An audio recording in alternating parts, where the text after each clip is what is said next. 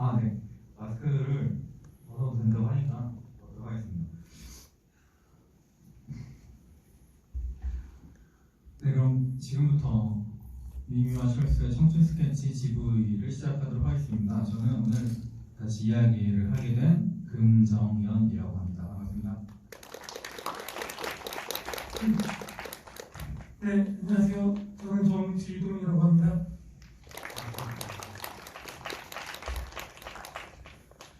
네, 어디서부터 이야기를 시작하면 좋을까요, 진우 씨? 우선 금요일 밤에 이렇게 네. 영화도 보고 저희 GV도 또 와주셔서 감사하다는 말 네. 이제 말씀드리고, 왜냐하면 그런 어떤 다른 영화들도 많은데 이렇게 진짜 저희는 사실 영화 보기 전에, 그러니까 오늘 상영하기 전에 스크리너를 통해서 영화를 미리 봤어요. 한 번 반 정도 미리 보고 왔는데, 그래도 한번 극장에서 이제 오신 분들이 어떻게 보시나 같이 공기를 한번 호흡해 보고 싶어서 오늘 이제 지구하기 전에 영화를 본다고 했는데 놀랍도록 조용하더라고요. 그렇죠? 지선 씨 영화 어떻게 보셨어요? 그러고요. 간단하게 영화 감상? 네. 이 후기를 얘기하고 오늘 이것저것 여러 내용들에 대해서 영화 관련된 내용들에 대해서 말씀을 드리고 좀 얘기를 나눌 텐데, 지금 정현 씨 잠깐 얘기했듯이 사실 되게 궁금해요. 저는 저도 그렇고 정현 씨도 그렇고 이 영화를 본 세대가 아니죠.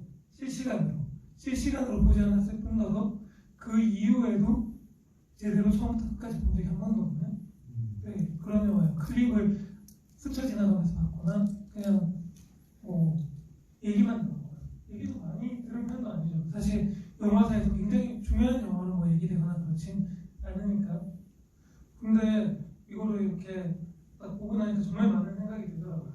많은 생각이 드는데, 지금 아마 그리고 궁금하다는 것도, 여기에 이렇게 예전에 이 영화를 본 적이 있으신 분도 계시겠지만 처음 보시는 분들이 분명히 있을 것 같고, 정말 어떤 계기가 궁금하고, 동시에 그 궁금증이 정현 씨랑 저랑 얘기했었던 것 중에 하나는, 과연 영상 자료원에서 우리에게 이 영화의 GV를 왜 맡겼나. 근데 이게 약간 다른 농담 같지만 사실 되게 중요한 문제일 수 있죠. 네, 그렇죠. 그렇죠.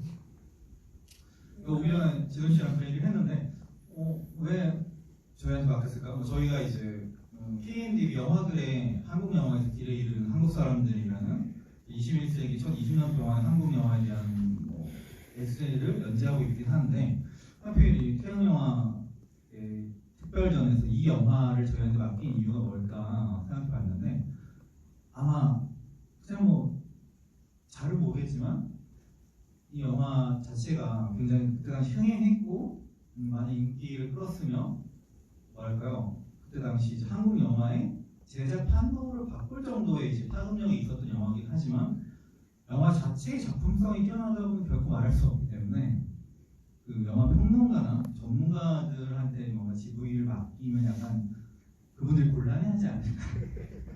그래서 니네들이랑 잡담하듯이 만남하듯이 한번 얘기를 해보면 좋지 않겠니? 라는 약간 의도가 있지 않았을까라고 저는 개인적으로 생각이 들었어요. 이게 약간 충격적이고 자존심 살짝 상하는 제 뇌피셜이니까요. 네. 저는 근데 그쵸, 사실 그런 궁금증이 간단하게 말해서도 그런 게, 저희가 영상 자료원에서 연재하고 있는 건 21세기 영화거든요. 2000년 이후에 첫 20년 영화인데, 그때 시기의 영화들은 저희가 실시간으로 봐왔던 영화 시대였었고, 영화를 봤었고 다시 되새길 수 있고, 그 시대의 맥락과 여러 가지를 다 할 수 있는데, 이 영화 같은 경우는 사실 그렇지 않잖아요. 제가 83년생이고 정현 씨가 81년생이죠. 그렇죠. 그래서 이 영화를 극장에서 볼 일은 사실 없었고, 그때 분위기가 맥락도 사실 안다고 할 수 없죠. 아주 그냥 정보로서만 하는. 그래서 사실은 그런 것 같아요. 저희가 그냥 여러 가지의 어떤 지점으로 대충 사실은 퉁치고 넘어가지만, 사실 이거 볼 때 이런 영화들, 과거의 과거의 작품들을 볼 때 어떤 근본적인 문제, 부딪히는 것 같아요. 근본적인 문제는 우선은 기본적으로는 과거의 영화를 저희가 이렇게 과거의 영화를 평가하거나 뭐 얘기를 할 때 과거의 영화를 과거의 눈으로 볼 수 있는 방법은 존재하지 않는다.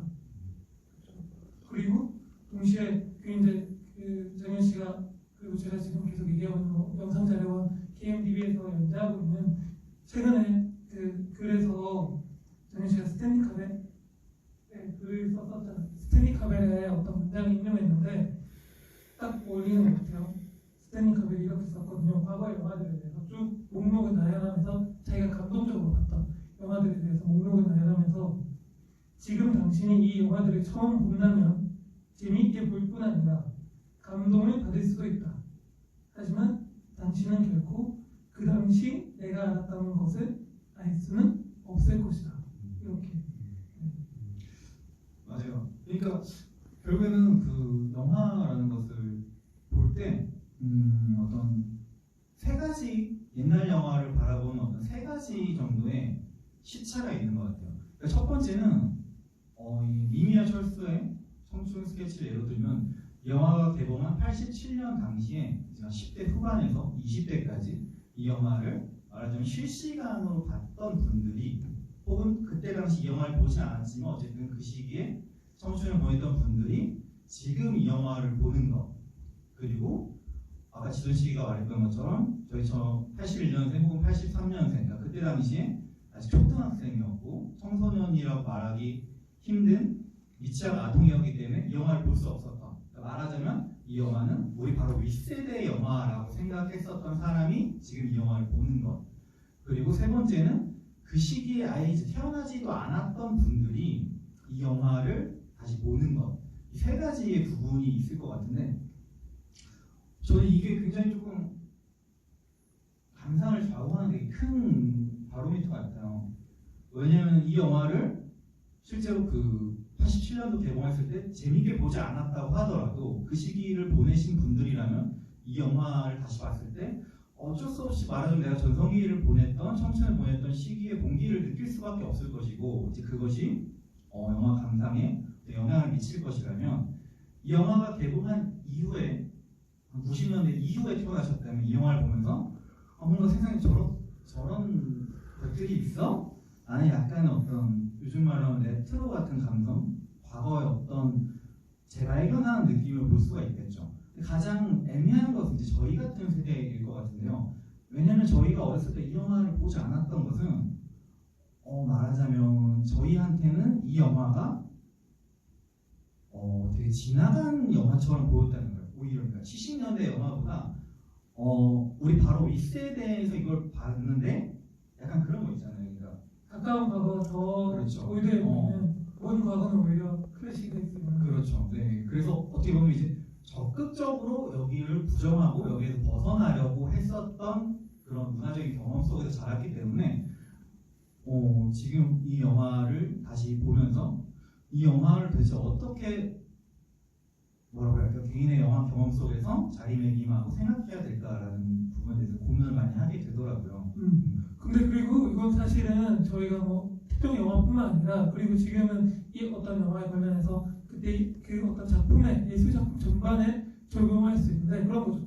그 작품이 꼭 태어났을 때 그 작품이 나왔을 때 존재했고 우리가 그 작품을 실시간으로 받고 안 받고를 떠나서도 이를테면 지금 시대에는 사실 문학이 됐고 영화가 됐고 모든 작품에서 이런 일이 발생을 해요. 과거의 작품이라는 것이 너무나 강력하게 존재를 하고 아마 뭐 여기에 영화나 문학을 공부해 보신 분들은 알겠지만 지금 제가 아까도 잠깐 얘기했듯이 클래식이라는 것이 분명히 존재하고 있고 이제는 그 이후에 또 클래식이 아닌 어떤 과거의 작품을 발굴하고 재발견한다는 거 그리고 아카이브로서 소장하고 있다는 거 여러 가지 이유들이 있고 이것들을 보게 되고 보게끔 하죠.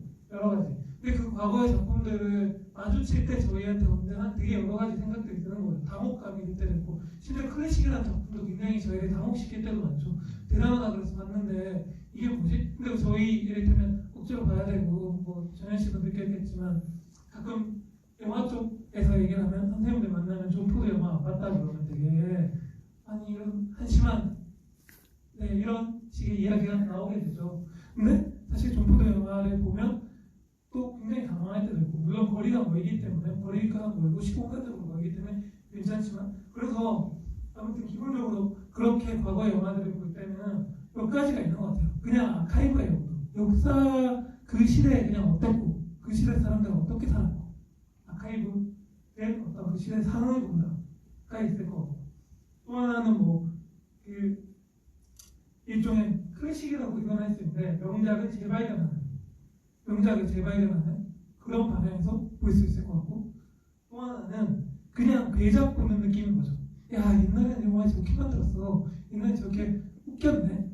이렇게. 아, 저렇게 못 만들었구나. 아니면 저렇게 상황이 안 되니까, 기술이 안 되니까 저렇게 하고 갔구나. 지금도 보면은 다른 배우들은 안 그런데 박중훈 배우만 목소리가 도빈 까준사람 목소리로 성우 목소리라서 굉장히 저희한테 어색하고, 지금으로서 저희가 영화나 드라마에서 약간 상상할 수 없는 그런 부분이죠. 그리고 그런 것도 있고, 또 하나는 이렇게 될 수도 있죠. 이건 아주 좀 드문 케이스이긴 하지만 잊혀진 어떤 예술적 가능성을 발굴하는, 굉장히 어떤 시도가 분명히 있었는데 그게 묻혀버린 거예요. 어떤 작품에서의 그거를 찾아내는 이런 게 있을 수 있겠죠. 근데 오늘 얘기를 하면서 저희가 이 짧은 시간 안에 그런 걸 할 수 있을지 모르겠지만, 그렇게 할 수 있을지 모르겠지만, 저희가 원하는 건 이 네 가지의 어떤 접근 방법과는 다르게 과연 지나가는 영화를 우리가 즐길 수 있는가? 네, 그거에 대해서 사실은 묻고 싶다? 이 작품과 관련된 맥락을 보고 이 영화를 보면서 그런 생각이 들더라고요. 앞으로도 사실 우리는 계속 과거 영화, 과거의 문화, 과거의 예술을 봐야 할 것인데, 네. 아니 여기 카카오톡 오픈 채팅방이 지금 아까 여기 QR 코드가 있잖아요. 그래서 원하시면 여기 접속하셔가지고 그냥 이것저것 감상이나 질문 같은 거 올려주시면, 나눠주시면 저희가 또 중간중간 공유하도록 하겠습니다. 근데 이게 극장 스피커로 소리가 다 나오나 봐요. 저희가 말하고 있는데 되게 여기서 서라운드처럼 되게 들리거든요. 그래서 약간 기괴한 느낌이 드는데, 좀 어색하죠? 네, 어색하고 약간 뒤에 갑자기 스크린이 불타고 막 저기서 누가 하하하 막 웃을 것 같고 약간 그런 식의 전개가 약간 떠오르는데, 네, 아무튼 그 영화 이야기로 좀 넘어가 보도록 하죠. 영화가 이제 87년 이제 7월 4일에 개봉을 했는데요. 87년은 너무 잘 아시죠? 1987년 영화도 있듯이 87년 6월 항쟁이 있었던 그런 시기 직후에 이제 6.29 선언 직후에 개봉한 영화인데, 그렇다고 치기에는 영화가 좀 너무 해맑아요, 말하자면. 그렇죠? 어떤 정치적인 맥락이라고는 진짜 요즘을 1도 찾아볼 수가 없는 그런 영화입니다. 이것도 약간 뭐랄까 우리 선입견과 조금 벗어나는 것 같은데, 일단 87년 그때 당시에 이제 민주주의를 위해서 다 같이 이제 소리 높여 투쟁하고 목소리 모았던 시기에 흥행했던 영화라면 뭐가 조금 무겁거나 사회적인 의미를 담고 있거나, 이를테면 75년작 바보들의 행진이 약간 그랬던 것처럼 어떤 대학생들 청춘의 암울한 모습을 그리고 있다거나 약간 이럴 것 같은데, 이렇게 해맑게 하하호호 하는 영화가, 물론 마지막에 눈물을 쏙 빼긴 하지만요. 눈물 흘리셨나요? 안 우셨어요? 약간 사이코패스. 아무튼 이 영화가 그때 당시 87년 개봉된 방화 중에 흥행 1위를 했어요. 관객수 26만 명이 넘게 들었는데요. 그때 당시 26만 명이라고 하면 이제 서울 관객 기준이고, 요즘처럼 멀티플렉스가 없기 때문에 서울에서 이제 단관 개봉을 해가지고 오랫동안 이제 상영을 해서 그 결과가 나온 곳이죠. 그렇죠. 서울극장에서 했었죠. 근데 그 26만이라는 숫자가 얼마나 좀 대단한 숫자냐면, 그때 당시 이제 영화가 7월에 개봉을 했다고 말씀드렸잖아요. 근데 5월 20일자 매일경제 신문에 그런 기사가 있더라고요. 그러니까 지금 방화가 한동안 너무 흥행을 하지 못해서 어떤 영화든 제발 10만이 넘는 영화가 나와주기를 많은 이들이 고대하고 있다라는 기사가 있었어요. 그런데 이제 그 직후에 나온 이미와 철수의 청춘 스케치가 26만이 된 거죠. 그해 방화 흥행 흥행 작 중에 2위를 한 게 기쁜 우리 젊은 날 이제 배창호 감독의 작품인데 그 작품 같은 경우는 이제 19만 명이 들었거든요. 그 해 탑 10 중에 88편이 그의 이제 방화가 개봉했는데 흥행 탑 10 중에 그 10만 명을 넘은 작품은 상위 4편밖에 없어요. 그 중에서도 이제 20만 명을 넘은 건 철수와 미미와 철수의 청춘 스케치밖에 없는 거죠. 그래서 이 영화가 흥행한 이후에 많은 이제 신문 기사들이 나왔는데 폭력물의 시대는 가고 이제 하이틴을 위한 건전한 영화의 시대가 온다. 그렇게 하면서 이제 그런 쪽으로 한국 영화의 제작 판도가 많이 옮겨갔다. 그런 기사도 많이 찾아볼 수 있었어요. 그렇죠? 거기에 분명히 그리고 맥락이 있는 것 같아요. 이 맥락들이 되게 좀 신기한 맥락들인데 사실은 지금 방금 말했듯이 사회적으로 엄청 큰 사건이 있었는데 그것이 좀 소거된 채로 나오는 굉장히 사실 연도를 말하지 않고 저희같이 연대를 잘 모르는 풍경으로 연대를 알 수 없는 세대에 속한 사람이라면 그냥 제 느낌상 약간 90년대 초반 같은 느낌이랄까 조금 더 소위 말하는 어떤 자유화라든가 이런 것들이 좀 더 진행된 이후의 느낌 한복판의 느낌이라기보다 그런데 이거는 그런 요인에 대해서는 근데 그런 게 있는 것 같아요. 저희가 이 영화를 보고 난 뒤에 영화에 대해서 얘기를 하려고 좀 준비를 하면서 가장 어쨌든 흥미로웠던 거는 오늘 토크하면서 짧은 시간 동안 최대한 말씀을 드릴 텐데 흥미로웠던 건 여러 회고들을 찾아보는 거였거든요. 여기 감독의 회고, 이 영화를 지금 이규영 감독의 회고, 출연했던 박중훈 배우의 회고라던가 그 다음에 저희 전체 지금 이 프로그램의 태영영화사의 이태원 사장의 회고라던가 이런 것들을 볼 때 되게 그런 게 좀 재밌어서 그걸 전달해 드릴 텐데 그 회고 중에 박중훈 배우가 했던 회고에서는 그냥 그런 말을 해요.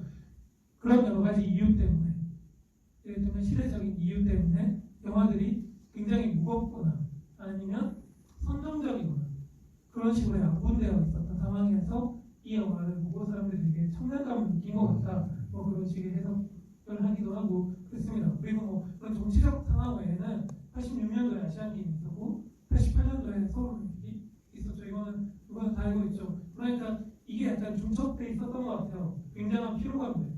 예를 들면 우리나라 70년대, 80년대 겪으면서 쌓여왔던 어떤 그 피로감들이 있었고 그 상황에서 투쟁을 해야 된다는 생각과 동시에 좀 벗어나고 싶다. 이런 여러 가지 것들이 좀 복합적으로 있었던 상황 아닐까? 그런 걸 상상해 보는 거죠. 그렇죠. 그리고 또 사실 이 어떤 시차라는 걸 무시할 수가 없을 텐데 사실은 꼭 이 영화뿐만이 아니라 지금 우리가 뭐 히치콕의 영화를 본다고 했을 때 이게 뭐 너무 시시하잖아 이런 트릭들 다 너무 뻔한 거잖아라고 느낄 수가 있는데 사실 그거는 어떤 오류가 있는 거죠. 어떤 장르의 초창기에 그것을 이제 만들어 나갔던 작품이 그 이후에 장르라는 것을 발전을 하기 때문에 지금 시점에서 보면 당연히 약간 더 유치해 보일 수가 있는 건데 물론 이 이미아 철수의 청춘 스케치 이규영 감독은 히치콕과 비교한다는 이런 건 전혀 아니고요. 이를테면 지금 우리가 약간 기시감을 느끼는 것보다 이때 관객들은 굉장히 많은 신선함을 느꼈을 수가 있다 이 말이죠. 왜냐하면 이제 그때 당시 이규영 감독이 어떤 굉장한 단순한 그냥 청년 감독이 아니라 말하자면 천재 작가이자 뭐 감독으로 굉장히 주가가 많이 높았었다고 해요. 실제로 이 이미아 철수의 청춘 스케치도 이제 스포츠 신문에 연재가 되었던 이규영 본인이 직접 연재를 했던 동명의 소설을 원작으로 이제 영화로 만든 거거든요. 이규영 감독에 대해서 약간 얘기할까요? 그러면서 같이 이 맥락들을 조금 그냥 얘기하는 걸로 바로 넘어가도 될 것 같아요. 근데 지금 얘기하면서 조사한 거랑 그리고 정현 씨가 얘기한 거 들으면서 약간 의문이 드는 게 원래 우리가 이렇게 얘기를 하려고 했는데 뭐냐면 그때 당시에 이제 이규영 감독과 관련된 이규영 감독도 돌아가셨기 때문에 지금 어떤 회고랑 이런 것들이 남아있는데 천재 감독이었다 이런 회고들을 봤잖아요. 근데 그게 어떤 고인에 대한 예우인 건지 진짜 그때 당시에 천재였는지 그리고 그때 풍경이 어땠는지 이 감독을 둘러싼 그거에 대해서는 사실 그때 실제로 같이 동시대에 살았던 사람들만 알 수 있고, 근데 그 동시대에 살았던 사람들도 사실은 잘 알 수 없을 수도 있다. 그런 생각이 들더라고요. 이게 무슨 뜻이냐면 어디서 어떻게 바라보느냐, 어느 위치에 서서 이병 감독을 바라보느냐에 따라서 이 사람은 완전히 천재일 수도 있고 아닐 수도 있다는 거죠. 이 분이 굉장히 이력도 약간 좀 독특한 면도 있고 데뷔한 방식도 그렇고 재밌는 지점들이 있어요. 지금 종현 씨가 잘 얘기를 주셨는데 제일 재밌었던 것은 이 사람이 감독으로 데뷔하기 전에 했었던 그 스포츠 신문, 정확히는 스포츠 서울에 1985년에 소설을 연재했었고 그게 그때 당시에 공전의 히트작이었고 그 소설을 바탕으로 한 영화라는 거, 그게 굉장히 제일 흥미로웠던 요소 중에 하나였습니다. 그게 단순히 그냥 뭐 소설 연재 신문, 그 소설 연재 소설을 그 영화 많이 했으니까 그냥 했겠지라고 생각할 수도 있겠지만 이규영 감독이 순자라는 소리를 들을 수밖에 없었던 건 그 전에 뭐 등단을 했거나 그런 게 전혀 아니에요. 전혀 아니고 저희가 찾다가 이제 알게 됐는데 그 스포츠 서울의 초대 편집국장을 했던 이상우라고 추리 소설가가 있습니다. 아마 그 신문 역사나 추리 소설에 대해서 좀 아는 분들은 들어보신 적이 있을 수도 있는데 굉장히 그쪽에서 유명하신 분이시더라고요. 그분이 이제 회고에서 얘기했던 바로는 그런 거죠. 자기가 이제 처음에 스포츠 서울을 창간을 하면서 그때까지만 해도 우리나라에는 여기 근데 스포츠 신문이 또 익숙하지 않은 분도 있을 것 같아요. 이 맥락을 사실은 설명하기만 해도 시간이 엄청 많이 갈 것 같은데 왜냐하면 제가 오기 전에 90년대생 친구한테 90년대 중반생 친구한테 스포츠 신문 본 적이 있냐고 하니까 자기 한 번도 못 봤다고 스포츠 신문이 뭐야? 이렇게 그냥 얘기를 해서 아파트에 있는 것도 못 봤다고 아무튼 근데 우리나라에는 원래 스포츠 신문이 하나밖에 없었어요. 일간 스포츠라는 스포츠 신문이 하나밖에 없었고 허락을 안 해줬습니다. 정부에서 허락을 해줘야지 만들 수 있는데 1985년에야 여러 가지 아마 정치적 이유로 전두환이 허가를 내줘서 서울신문에서 당시의 서울신문은 국가에서 돈을 내는 신문이라고 할 수 있죠. 아무튼 그런데 서울신문에서 스포츠 서울이라는 신문을 창간하게 됐고 그때 당시에는 그리고 스포츠 신문의 위세가 대단했어요. 가장 많이 보는 아주 엔터테인먼트로서는 가장 많이 보는 매체 TV를 제외하고는 그렇게 아마 생각하면 될 것 같은데 미디어라고 생각하면 되는데 거기에 이제 이상우라는 사람이 편집국장을 하게 됩니다. 스포츠 서울이라는 신문 그 새로 창간되는 신문 편집국장을 하면서 뭔가 새로운 시도를 해야 되겠다. 그러는 과정에 있었던 거예요. 근데 그때 스포츠 서울이 굉장히 신문 역사에서도 중요한 게 그거죠. 최초로 가로쓰기 전면 전체 다 가로쓰기를 한 신문이고 한글로 다 돼. 원래 그 전까지는 신문은 한글이랑 한문이랑 혼용이었는데 그 두 가지를 원래 저희는 그게 한겨레가 했다 이런 식으로 알고 있는데 그거는 이제 일간지 중에서 그러고 다시 전체 신문에서는 스포츠 서울이 처음 했습니다. 이게 그렇게 소론이 길었는데 아무튼 그렇게 이제 신문을 창간하게 됐는데 그때 이 이규영이라는 대학을 갓 졸업한 것 같은 20대에 불과한 청년이 이 편집국장의 회고에 가면 갑자기 그냥 들어왔대요. 아무런 어떤 맥락도 없이 원고를 들고 들어와서 책상에 원고를 던지면서 자 이걸 연재해달라 이렇게 얘기를 했다고 합니다.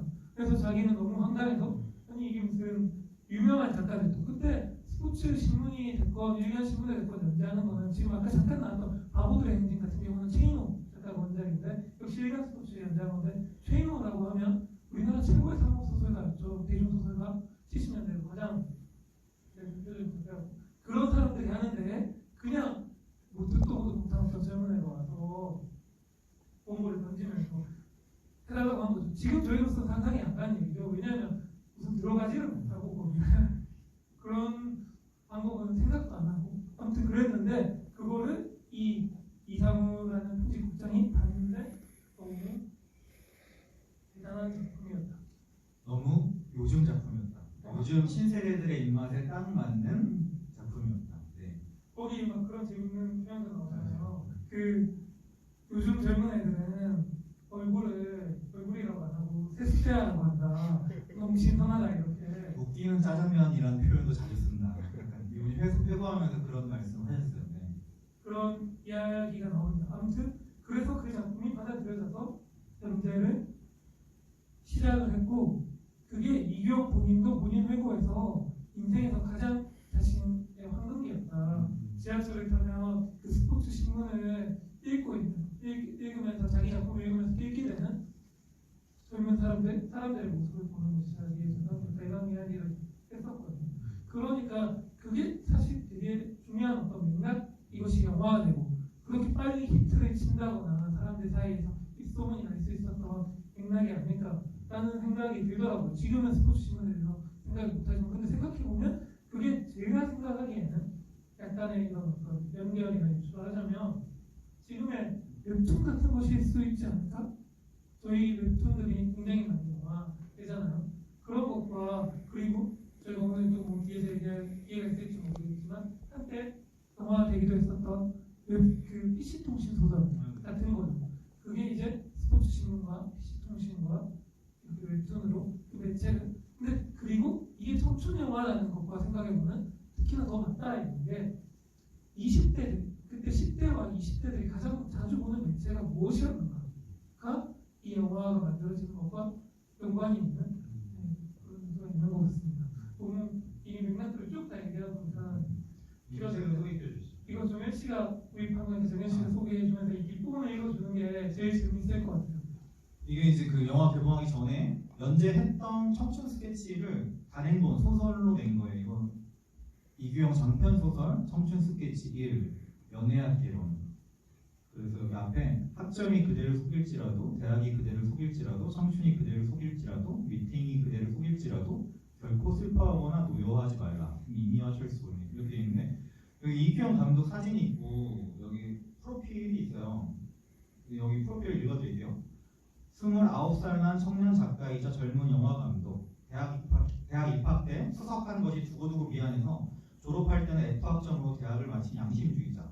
작품 속에서 10번 이상은 독자를 죽게 만드는 폭스 오르가즘의 깜빡 마이신 제조업자. 뭐라고요? 그거 다시 한번 그 표현. 폭스 오르가즘의 깜빡 마이신 제조업자.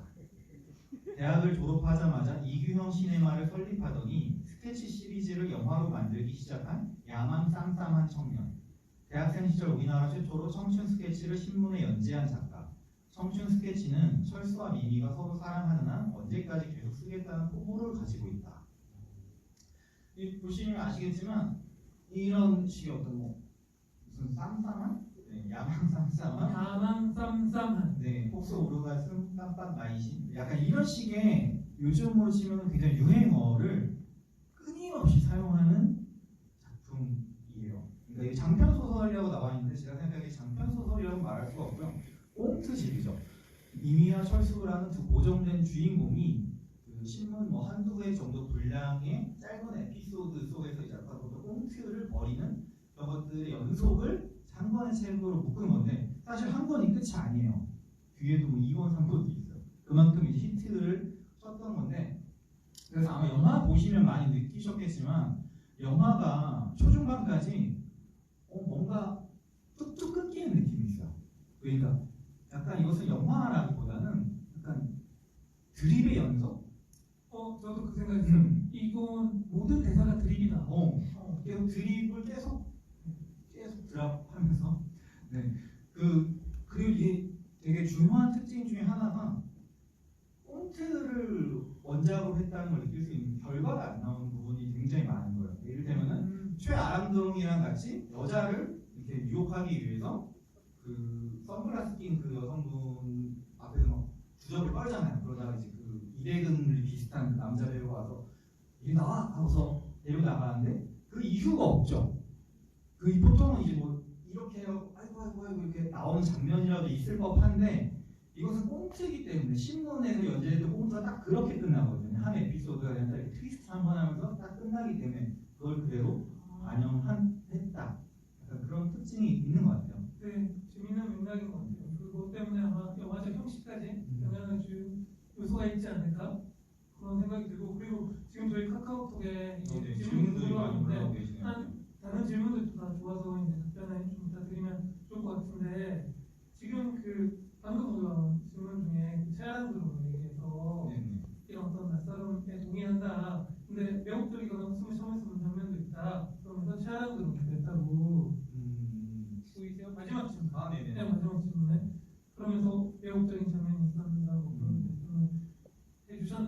그냥 얘기를 한 김에 네. 얘기하고 넘어가면 저도 사실은 그런 장면들이 사실 솔직히 말하면 영화에 대한 아쉬움은 좀 있지만 되게 재밌었어요.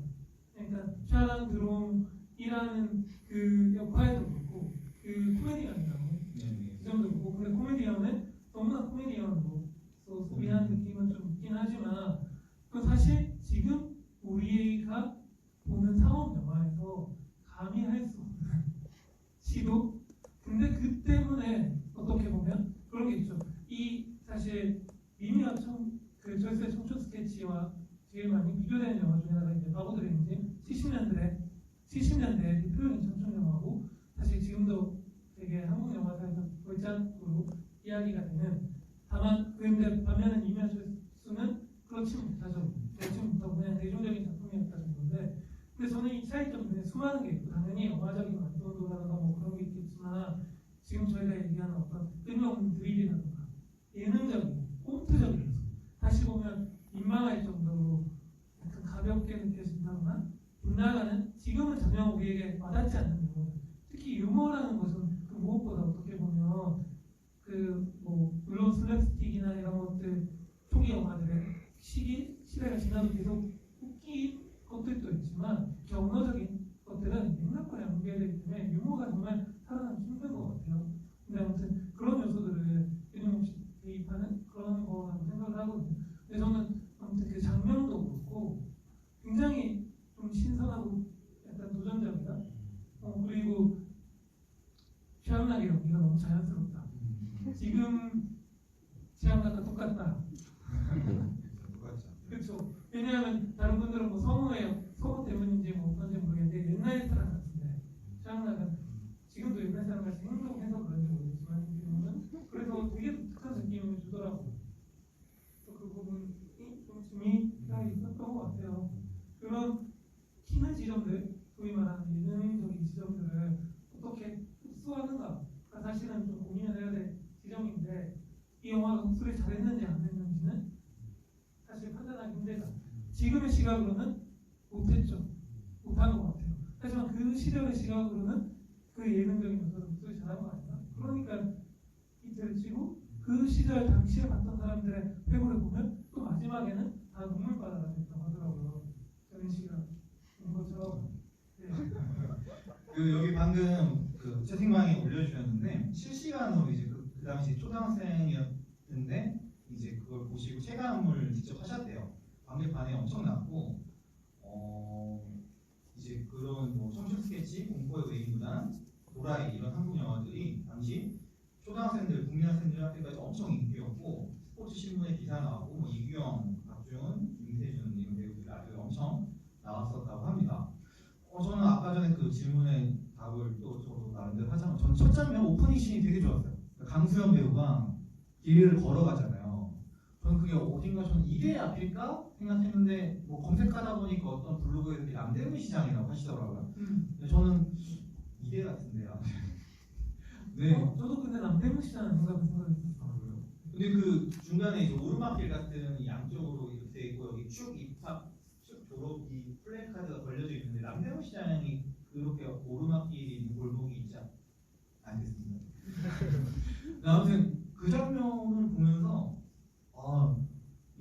이미와 철수의 청춘 스케치 뭐 지부의 하라고에서 했는데 하겠다고 영화를 봤는데 이런 영화 너무 좋다. 이 진짜 선택을 너무 잘했다.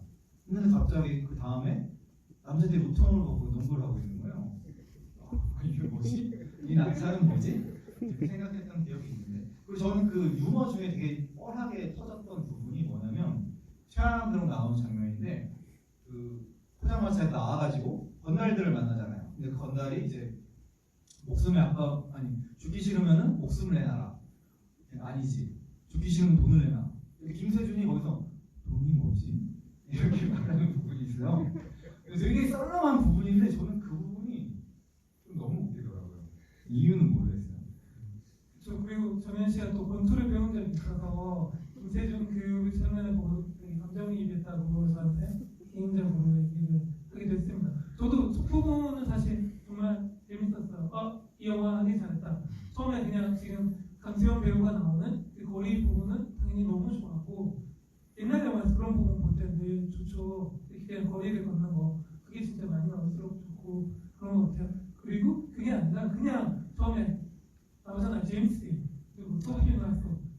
영화와는 관계 없습니다. 이렇게 시작하는데 저는 사실 그런 유머를 되게 좋아하거든요.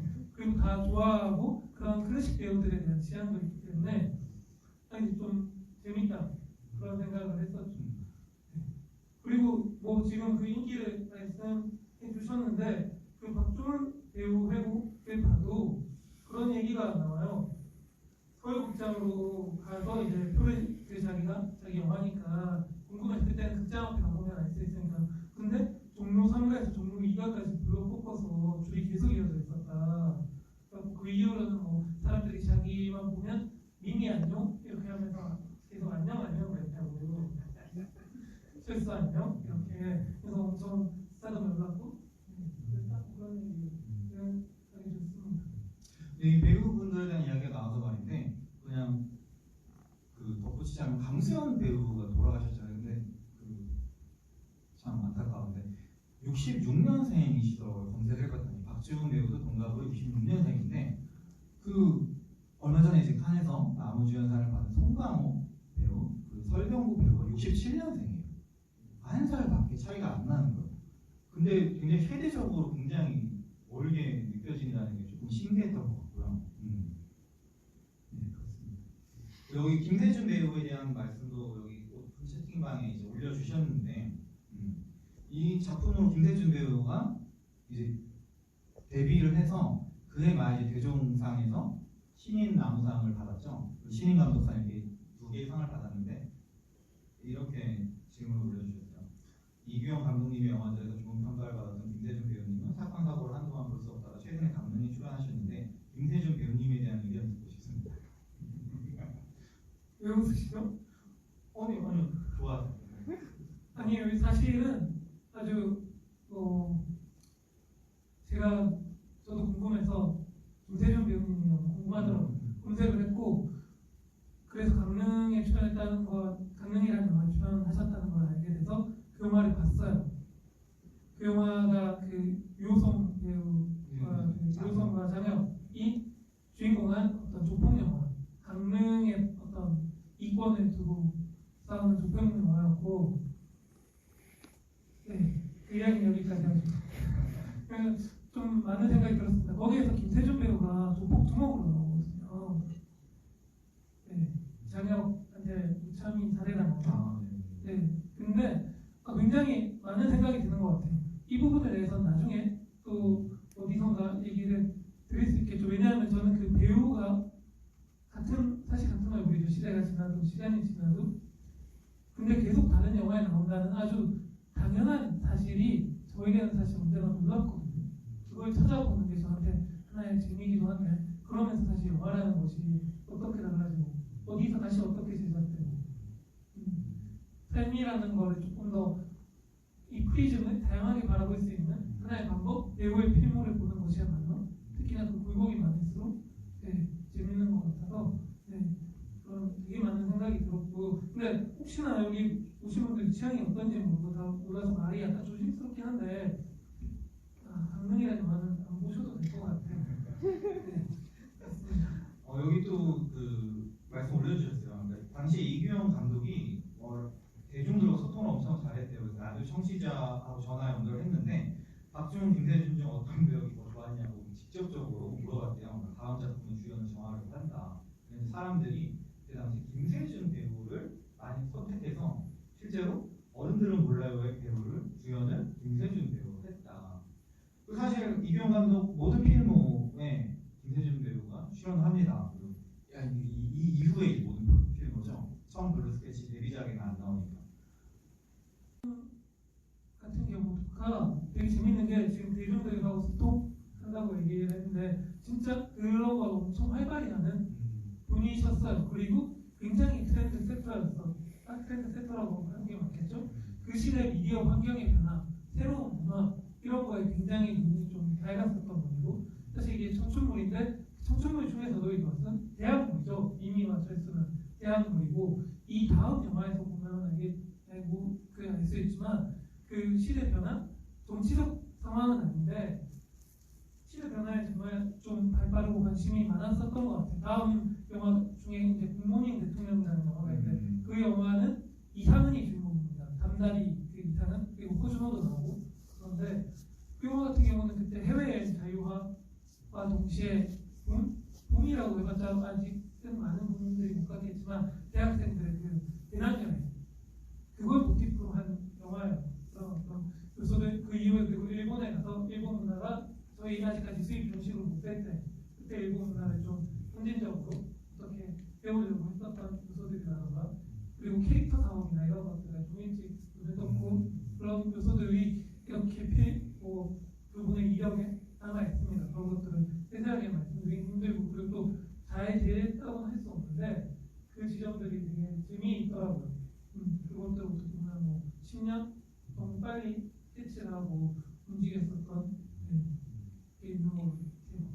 그 어제 여기서 어른들은 몰라요 보신 분이 말씀하시기는 김대중 배우가 거기서 아예 복서로 나오는데 본격 복싱 액션을 보여주셨다고 그 지민 씨 저희 시간이 벌써 많이 되고 있는데 그거 이야기를 할까요? 첫 번째 질문에 그 이야기가 나오고 엽기적인 그 중간에서 엽기적인 그냥 떠올랐다는 얘기도 있고 그 다음에 청춘물이 보기 힘들다. 저희가 이제 청춘물에 대해서도 좀 얘기를 하려고 했었잖아요. 그렇죠. 말씀해 주시죠.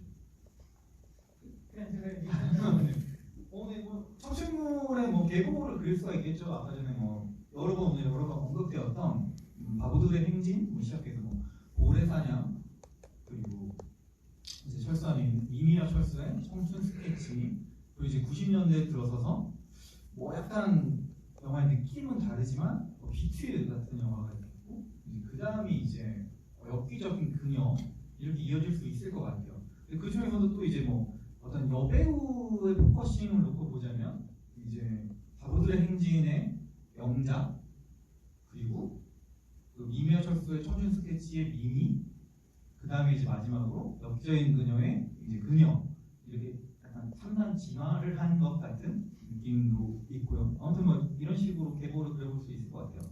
진화를 한 건가요? 진화를 했을까요? 그죠 좀 더 전투력이 세졌잖아요. 네. 근데 진짜 이 어떤 청춘 영화의 계보를 그려보면서 생각보다 일치점이 많다. 특히 한국 청춘 영화들은 근데 조금씩 다 달라요. 세부적으로 다른데 그게 아마 시대 상황을 진짜 반영한 걸 수도 있고 감독 자체의 색깔일 수도 있는 것 같아요. 근데 바보들의 행진은 뭐 기회가 되면 못 보신 분들은 꼭 보셨으면 하는 되게 좋은 영화라서 1975년도 작품인데 이 바보들의 행진과 실제로 미미와 철수를 비교한 논문도 있을 정도로 굉장히 영화에 유사점이 많습니다. 비슷한 요소들이 진짜 많아요. 그 두 친구와 그리고 어떤 여성과 관계된 이야기부터 시작해서 이 그래야 될까요? 장면들까지도 하나하나 마지막에 군대에 남자가 간다거나 친구 하나가 죽는다거나 바다가 되게 중요한 요소로 작용을 한다거나 등등 굉장히 많은 요소들 그리고 미팅을 하고 그런 식의 것들이 굉장히 좀 겹치는 요소가 많고 그거 외에도 이 청춘 계보를 보면 그런 게 확실히 있어요. 가는 데서 언제나 친구는 죽는다. 떠올려보면 그게 2000년대 이후로 친구가 죽는 게 점점 사라지는데 그전에는 한 친구는 꼭 죽어요. 자살로 죽건 병으로 죽건 칼에 찔려서 죽건 친구는 죽게 되고 그리고 여성 캐릭터는 늘 언제나 문제죠. 사실 옛날 영화들을 보면 가장 기억하는 게 여성 캐릭터를 그리는 방식 그리고 그 여성 캐릭터에게 남자들이 대하는 방식 이런 것들이 언제나 좀 우리를 놀라게 하는데 근데 또 예상외로 어떤 면에서 이게 약간 겹쳐져 있는 것 같아요. 이 이유를 저희가 아직까지 깊이 탐구 못했는데 뭐가 겹쳐져 있냐면 이 청춘물 지금 꼽은 청춘물에서 보면 언제나 여성이 관계를 약간 주도하는 느낌. 여성이 훨씬 더 조돌적이고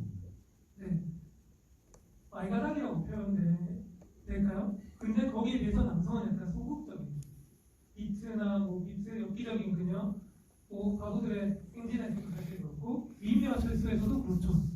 왜 이렇게 됩니까? 근데 이렇게 그리는데 또 동시에 여성은 언제나 돈 많은 남자 의사로 대표되는 이 남자한테 가려고 하고 이 구도가 2000년대 심지어 2000년대 이후의 영화에서도 반복되다. 2000년대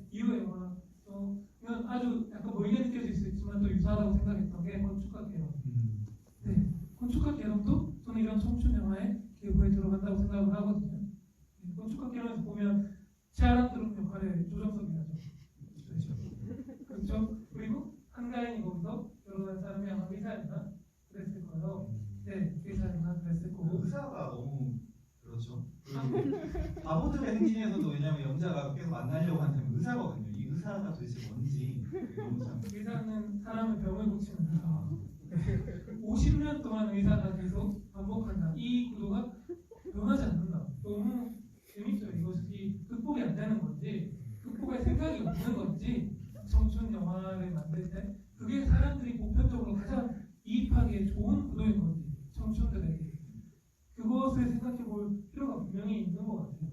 그리고 그 다음에 또 뭐 아까 말했듯이 아까 제가 잠깐 지나가면서 얘기를 했었는데 그런 거죠. 이 바보의 행진도 일간 스포츠에서 했던 그 연재물이고 이면 절수도 스포츠 신문이고 비트는 소년 만화였어요. 그때 굉장한 인기를 끌었던 만화가 원작이고 그 다음에 엽기적인 글로는 아시는 분 알겠지만 PC 통신 소설이 원작이었었고 네. 이런 식으로 접촉이 다들 되어 있고 그렇죠. 근데 그래서 그 질문에 이제 답변을 하려고 답변을 어떻게 할 수 있어요? 자, 그걸 왜 지금은 청춘 영화가 없는가? 근데 그 이야기를 했거든요. 지금 청춘 영화가 있나? 우리가 지금 세운 이 청춘 매너어 영화의 기고에서 건축과 개론 이후에 사람들에게 큰 사랑을 받은 어떤 청춘 매너어 영화가 있나? 그랬는데 저희가 이제 청춘이 안 돼서 그런가, 저희가 과문해서 그런가 이게 안 떠오르더라고요. 그리고 그 재현은 이제 지금 계속 매체적인 거랑 겹쳐서 얘기하는데 매체에서 미디어 그런 어떤 웹툰에서 사실은 계속 작품이 만들어지고 있고 그걸 10대, 20대가 많이 보고 그게 영화가 되는데 영화가 되고 드라마가 되는데 왜 없나? 드라마에서 다 만들어져서 그런가? 그럼 드라마에서 그러면 청춘물 매너물을 만든다고? 영화가 안 만들 이유는 없을 텐데 왜 영화에서 없지? 그런 생각을 하게 됐거든요. 정현 씨는 혹시 거기에 대한 어떤 해석이 있으신가요? 방금 말씀 들으면서 떠올랐는데, 그러니까 이를테면 뭐 70년대 특히 이제 바보들의 행진 자꾸 얘기하는데 그런 식의 어떤 청춘 영화는 그냥 단순한 청춘 영화라기보다는 대학 문화, 그러니까 대학에서 젊은이들이 이제 대학 문화, 얼터너티브 컬처겠죠. 그런 식의 이제 의미가 있었는데 21세기 들어오면서 특히 이제 최근으로 점점 더 오면서 사실 그때 대학 문화라는 것은 주류 기성세대의 문화가 있고 젊은 대학생들이 우리는 그들과 지향하는 가치가 다르다라고 대립을 하면서 내세운 카운터 컬처인 건데 지금 어떻게 보면 사실은 주류 문화 자체가 청춘들에게 포커싱이 맞춰져 있는 것 같아요. 그렇기 때문에 그 안에서 딱히 어떤 카운터 컬처로서의 청춘 영화가 있는 게 아니라 청춘들이 등장하는 다양한 영화가 있는 거겠죠. 그런데 그렇게 생각해보면 저는 여기에 코드가 있는 것 같고 그 코드가 사실 제 입장에서는 되게 여러 가지 생각이 들게 해요. 그러니까 그 시대의 코드가 있는데 예를 들면 엽기적인 그녀는 엽기죠. 그냥 아마 다들 알겠지만 그때 당시 엽기라는 코드가 굉장히 유행했었거든요. 그 코드가 있고 건축학 개론 같은 경우는 복고죠. 첫사랑 약간 레트로한 예전은 청춘 영화인데 동시대가 아니라 예전인 거예요. 그거 되게 이상하죠. 근데 그게 건축학 개론이죠. 사실은 어떻게 보면. 그리고 근데 그럼 과연 지금은 무엇인가? 정현 씨가 잘 말해줬듯이 이제 더 이상 청춘 문화라는 게 대학 문화로서 기능을 하지 않고 오히려 사회에 어떻게 들어가는가, 사회가 나에게 어떻게 공정하게 대하는가 이러한 사회와 합치되는 지점을 저는 꿈꾸는 거 아닌가? 라는 생각을 하거든요. 이를테면 이걸 청춘 영화라고 해야 될지 모르겠는데 아까 그 이제 정현 씨랑 얘기하면서 청춘 영화들이 장르물과 이렇게 섞이는 경우가 많은데 제가 좀 인상적이었던 영화 중에 두 편이 엑시트랑 청년경찰이었거든요. 둘 다 좀 크게 흥행을 했었죠. 엑시트는 재난 영화랑 겹쳤는데 사실 그건 취업에 관한 영화죠. 청년들의 취업난에 관한. 그러니까 멜로도 거기 나오긴 하지만 이제 소위 말하는 청춘 영화에서 더 중요한 건 취업이라는 거죠. 다른 데서는 사랑과 우정이 했잖아요. 사랑과 우정은 사실은 청춘들한테 이제 중요한 게 아니에요. 왜냐하면 이게 좋은 지점은 아니지만 예전 영화들에서는 연애를 막 하고 소위 말하는 섹스를 한다거나 이런 것들이 되게 중요한 목표였고 그렇다면 지금은 사실 그게 되게 어려운 목표가 아니고 누구나 다 한다거나 어려운 목표일 때 그것을 어떻게 푸냐 하면 증오로 풀죠. 그걸 빨리 단순히 내가 빨리 다른 사람을 유혹해야 되겠다가 아니라 어떤 여러 가지 이유 때문에 이상하게 증오를 보다가 그렇게 바뀌게 되고 그리고 그래서 그냥 내가 빨리 돈을 벌어야겠다. 이게 훨씬 더 중요해지는 청춘들에게 그리고 소년경찰 같은 경우는 지금 제가 뭐 얘기했듯이 그 영화는 표면적으로는 어떤 거를 표방하는지 모르겠지만 제가 봤을 때는 일종의 어떤 공정에 대한 요구를 자경단 그들이 경찰이긴 하지만 법을 지키지 않잖아요.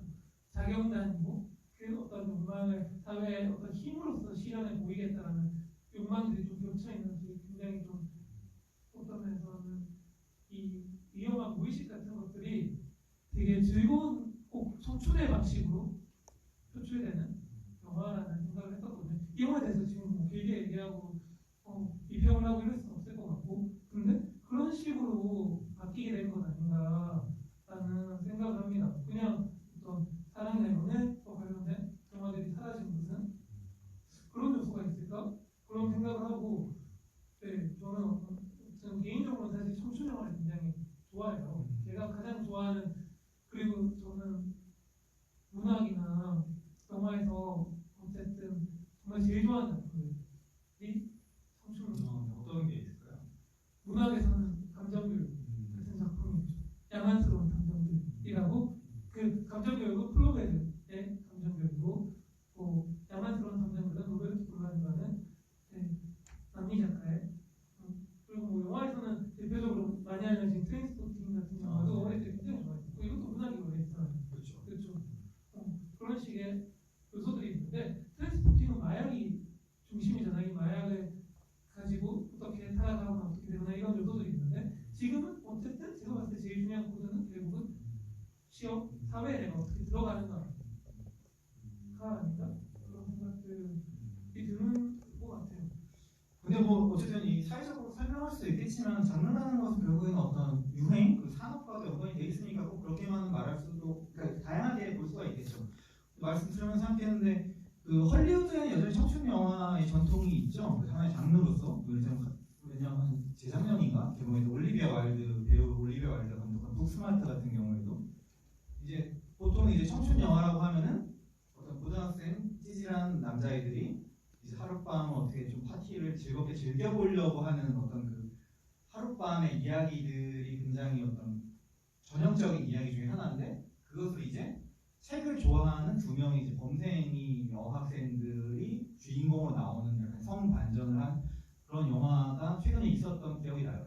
그와 더불어서 제가 조금 재밌게 생각했던 게 헐리우드는 이제 보통 하이스쿨 무비잖아요. 주인공들이 이제 하이스쿨인데 우리나라에서도 물론 이 고등학생들이 있었던 영화들이 이제 과거에 있었다고 하는데 저는 그것들을 이제 보지는 못했고 근데 이 미미와 철수의 청춘 스케치 같은 영화가 제가 보면 미국에서의 하이스쿨 무비 역할을 했던 것 같아요. 그러니까 미국에서는 이제 고등학생들이 술도 마시고 뭐 담배도 피고 이제 뭐 연애도 하고 이런 것들이 다 너무 그냥 자연스럽게 그려지기 때문에 근데 그것을 우리나라에서는 고등학생들이 그렇게 하는 영화를 만든다면 지금은 물론 그때 당시는 이제 더 말할 것도 없었겠죠. 굉장히 무리가 일어났을 텐데 그렇기 때문에 그것을 이제 대학생으로 상향 조정하고 이야기를 전개해 나감과 동시에 그럼에도 불구하고 이 미미와 철수의 청춘 스케치 같은 경우에 이제 키스씬이 안 나오잖아요. 마지막에 결국에는 드디어 키스를 하나보다 했는데 군부대에 갑자기 아이들이 나와서 와 하고서 뭐야 하고서 웃으면서 키스를 하려다가 끝나는 그런 부분들이 좀 결국 그것은 둘이 키스를 시키지 않기 위해서 한 것에 불과한 트릭이죠. 그냥 그게 조금 재밌게 느껴졌어요.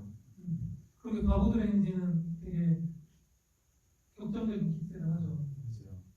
그거 보고 눈물 흘리셨다면서요? 저는 바보들 행진 보면서 진짜 울컥울컥 하더라고요. 내가 했던 생각도 나고. 근데 아무튼 그 재밌는 그런 요소들이 다 깔려있는 것 같아요. 왜냐하면 20대에 대학을 간 이후에 미국의 청춘 영화들을 생각해보면 물론 아닌 영화도 있고 대학 생활에 그린 영화도 있지만 기본적으로 얘들은 아까 말했듯이 언제나 청춘 카운터 컬처로서 좀 적용하는 게 있으니까 대학을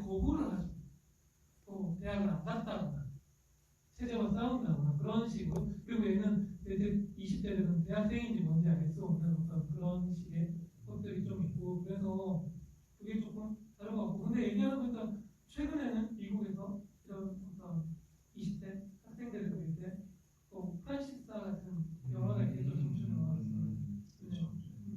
근데 한국에서는 그런 영화들은 아직은 잘 보지는 못한 것 같아요. 과연 어떤 식으로 시도가 될 수 아, 있을지. 재미있었네요. 이병헌 감독 스물. 저는 이제 그 영화 안 봐서 죄송합니다. 아, 네. 아무튼 뭐 그렇습니다.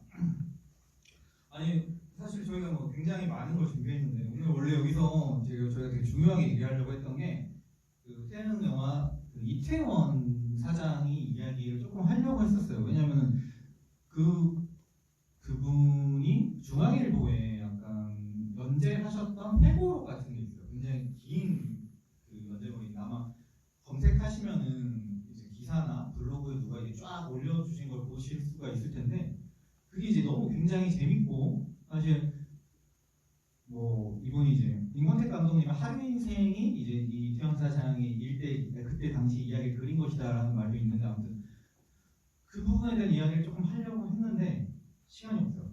그렇죠. 그 이야기는 그래도 간단하게 얘기하고 저희가 아마 질문을 받아야 될지 얘기해야 될지 지금 한 10분밖에 시간이 없네. 그러면 그래도 할까요? 네, 질문이 들어왔는데 네. 현재 시점에선 가장 큰 특징이 철저한 탈정치화인 것 같습니다. 영화 안에서요. 장애 학교를 야하게 안티테제 같은 걸로 등장시킬 줄이야. 그러니까 현재 시점에서 이 영화를 봤을 때 가장 큰 특징이 철저한 탈정치화인데 장애 학교를 야하게 안티테제 같은 걸로 등장시킬 줄이야. 그렇죠. 네. 굉장히 중요한 지적을 사실 해주셨어요. 이 부분은 좀 사실은 굉장히 영화에 튀는 부분인데 저희가 뭐라고 말하기가 조금 조심스럽고 어렵죠. 그래서 이제 얘기를 안 했는데 굉장히 적확하신 지적인 것 같아요. 네. 사실 그 말이 나와서 말인데 그 부분 보고 사실 처음에 너무 놀랬죠. 그 장애 그 보육시설을 끝에 이제 눈물을 작동시키는 코드로 깔아놨는데 그것을 이제 재현하는 방식이 과연 옳은가라는 생각이 끊임없이 들잖아요. 그러니까 만약 이 영화 자체가 약간 처음부터 그런 식의 메시지들을 어느 정도 담고 있다고 하면은 그 장면이 뭐 그것들을 그러니까 그런 모습들을 그냥 보여주는 게 재현하는 게 뭐 그냥 그럴 수도 있다. 아니면 필요하다 이렇게 얘기할 수 있는데 이 영화는 갑자기 전혀 상관없이 뜬금없이 그 이미지들 굉장히 뭐랄까요? 마치 이용하듯이 착취하듯이 사용하고 있다는 것 그 부분이 굉장히 좀 걸렸는데 그렇죠. 근데 그것이 어쨌든 야하게 안티테제로서 그걸 등장시켰다는 것 자체도 굉장히 좀 생각해 볼 만한 지점인 것 같아요. 생각을 못했던 것 같아요. 그 시절에 저희 같은 경우는 야학이라든가 뭐 이런 문화와 어떤 운동권 문화의 방법들 방식들하고 익숙하지 않았으니까 그런 식으로 생각 못 해봤는데 확실히 재밌는 지점인 것 같습니다. 여기 아까 전에 말씀해 주셨는데 되게 재밌는 표현이 있었어요. 오랜만에 엄청나게 선정적인 영화를 본 것 같은데요. 기독교 단체에서 제작비를 후원받지 않았나 의심이 들고요. 이규영 감독은 신실한 교회 오빠였겠죠? 라고 하셨는데 뭐 제작비를 지원받았는지 그건 모르겠어요. 근데 이 영화가 기독교 문화상을 받았습니다. 그렇죠.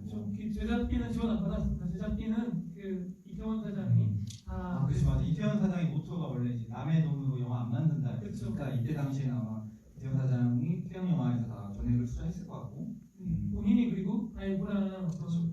최초의 신인 감독 중에 하나였었고 그렇기 때문에 그렇게는 하지 않았던 것 같아요. 아무튼 뭐 굉장히 얘기하면 얘기할수록 굉장히 문제적인 작품이네요. 그런 요소들이 확실히 많이 좀 있는 것 같아요. 저는 사실은 뭐 얘기는 오늘 못하겠지만 그리고 이제 어떤 기회에 볼 수 있을지 모르겠는데 그 이규영 감독의 그 뒤에 작품들 영화적으로는 좋아 보이지 않고 그 영화 제가 아까 잠깐 얘기했던 굿모닝 대통령 같은 작품이 있는데 그 작품 이제 실패하고 일본 유학을 갔죠. 그리고 뭐 새로운 공부를 받아온다 그렇게 하면서 나중에 이분이 했던 영화 중에 하나가 애니메이션이었고 그게 헝그리 베스트 5 혹시 들어보셨어요? 헝그리 베스트 5라고 네 여기 지금 그 농구 애니메이션이죠. 사실 그건 어떻게 보면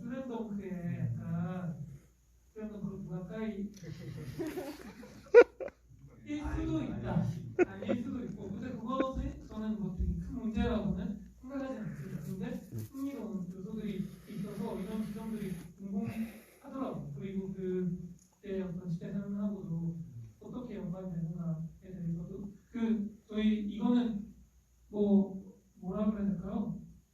이론적으로 역사적으로 증명이 안 돼서 소위 흔히 말하는 3S 정책 뭐 이런 얘기들을 많이 하잖아요. 그런 얘기를 많이 하는데 그 3S 정책이라는 거 그냥 생각했을 때 이규영 감독이 가지고 있는 어떤 색깔이 여기서 물론 섹스가 전면적으로 나오진 않지만 근데 대사에는 나오죠.